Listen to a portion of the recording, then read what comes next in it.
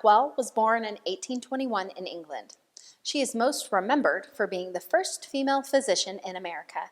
She also opened the very first medical training facility for women.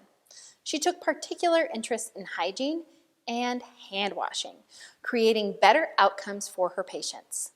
Blackwell was also an abolitionist and an advocate for human rights. And Elizabeth Blackwell was a Unitarian for part of her life. While she bounced around to a few different faith traditions before she went to Unitarianism, she found her place there. She was drawn to it by the rock star preacher William Ellery Channing, but she stayed for the transcendentalism. Blackwell's father was a sugar refiner in England, but the sugar he produced was a product of slavery. Elizabeth and her siblings were so opposed to slavery that they gave up eating sugar. Her father was trying to find a new source for the sugar, and then his factory burned down. The Blackwell family decided to immigrate to America. They lived in New York, but moved to Cincinnati with plans to start their own sugar beet farm. Unfortunately, her father unexpectedly died. Elizabeth and her sisters decided to start a school to support their family. They were successful for a few years, but word got out that she was influenced by Channing and those Unitarians, and her school began to lose students. Then she decided to study medicine, even though she was a bit grossed out by the human body and could barely look at the textbooks.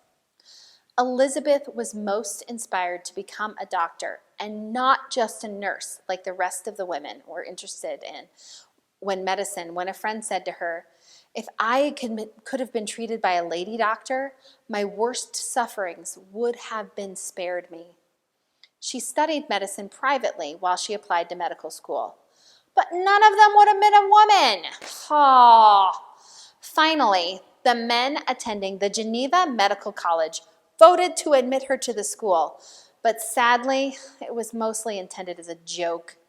Elizabeth didn't care, though, and seized the opportunity and showed up anyways. She was the top of her class, begrudgingly earning the respect of her professors and classmates.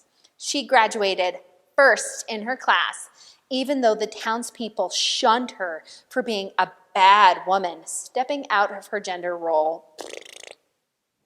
After graduation, Blackwell returned to England to continue her education. But despite being the first woman to earn a medical degree, they made her study nursing and midwifery. Despite this, Blackwell did become the very first woman to appear in the medical registry in the United Kingdom. Elizabeth studied in various parts of Europe, but she lost an eye to a bacterial infection and so her plans to become a surgeon were dashed. She returned to America and eventually opened up the New York Infirmary for Indigent Women and Children.